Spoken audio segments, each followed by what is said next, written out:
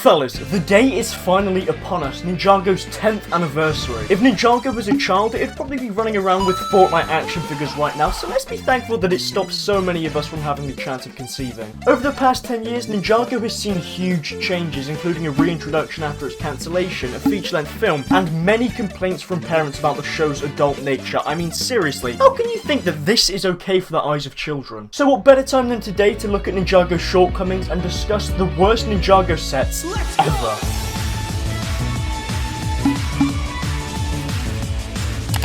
First up is the Fangpyre Mech. Now look, I don't know about you, but the fact that somebody got paid to make this really makes me want to support my local sweatshops even more. Now just for reference, here's the vehicle in the show, and here's the result of alcohol poisoning. Now look, I'm no expert, but I'm pretty sure that nobody's neck is supposed to look like that. The last time that I've seen somebody look as crooked as that was in 1999, when me and the boys went down to the play parks with our bats and donated them to charity. The only real saving grace of this set is the Scythe of Quakes, which uses a spinner blade connected to a clip to create possibly the most female magnetic thing in the history of man. I always found it quite sad that we never got a brand new mold for the Scythe of Quakes, and as a result we've seen several iterations of it over the years. But that doesn't excuse the fact that this set looks like somebody's disabled gran who's just learned to walk after 15 years of being a burden to others. The minifigures in this set are also incredibly uninteresting. It's just so bizarre that for some reason Cole has the wrong uniform and Fang Sui feels the need to have a goddamn banana.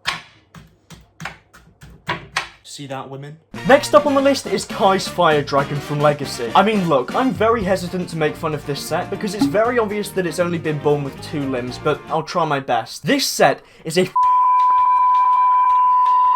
I hate it so much. Once again, here's the original dragon, and here's my Insomniatic Demon. Now this is a 4+ set, which means that any parent who buys this for their child should immediately cease custody, because this, my friend, is psychological torture. The fact that this is a legacy set is a great reminder of why I will not be attending my funeral, because if this is how people honor the past, then I'm very worried. The side build is probably one of the only good things in this set, which says quite a lot. And if I'm being honest, the minifigure selection is incredibly bland. I think it would have been really cool to have something like a Legacy Neo who was just like the one from the Fire Temple. The head on this dragon is pretty great, to be honest. Sam Brick's Lab, for example, did a mock of the Fire Dragon using the new mold, and it's just really disappointing to me that this isn't what we got. Now fellas, women naturally flock to me because of my Ninjago spinner collection, but for some, this just isn't enough. Destructoid was a Ninjago set released in 2014 for Season 3 of Ninjago. To me, this set looks incredibly disjointed and doesn't know whether or not it's a mech or a tank, and kind of just says, hey, kids love war crimes, so let's sell them on for $30 at Walmart. It's a common criticism that I have for all of the Season 3 sets because they have so many exposed studs. This then leaves the set looking unfinished and makes me want to gather the boys. I think the instructions say quite a lot about this set. I mean, Bag 1 begins with building a tank, then Bag 2 says,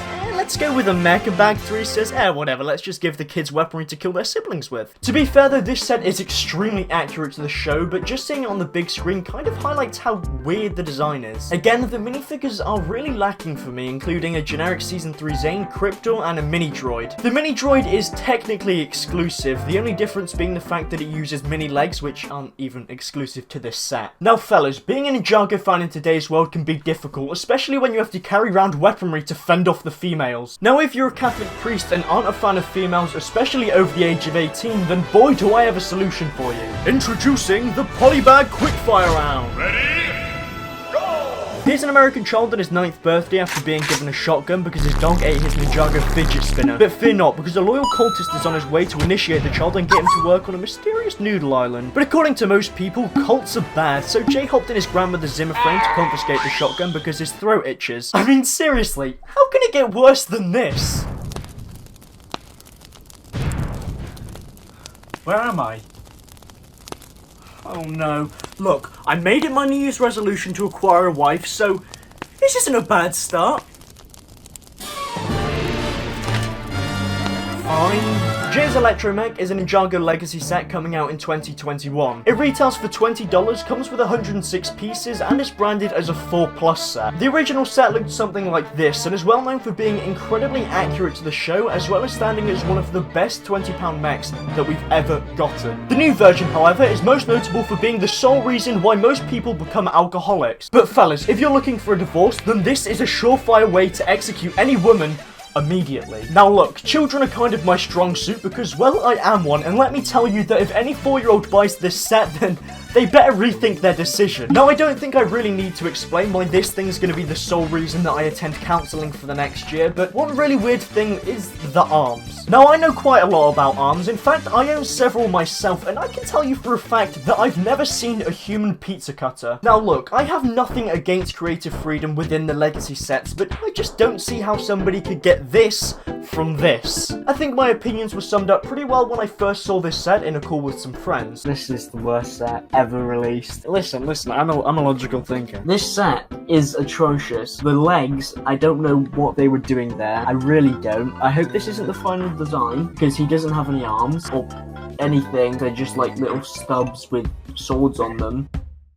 And with that, I'm just thankful that Ninjago seems to be getting better in quality, but seriously, there is nothing worse than the sets on this list. Yep, I was wrong. And do you know what else is wrong? The fact that you're not subscribed. And hey, if you subscribe, I'll give you, Insomniatic Demons.